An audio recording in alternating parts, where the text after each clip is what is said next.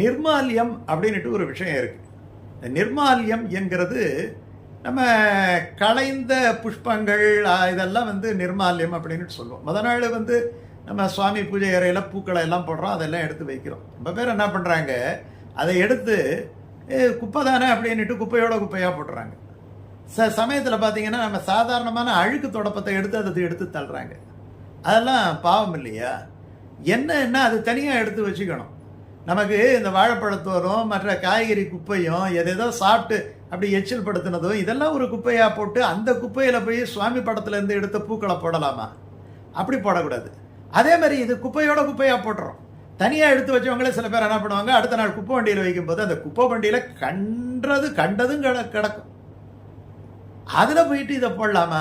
அது தப்பு இல்லையா? இது தனியாக வச்சு ஒரு கால்படாத இடத்துல சேர்க்கறது தான் நிர்மால்யத்தை எப்படி டிஸ்போஸ் பண்ணணும் அப்படிங்கிறதுக்கான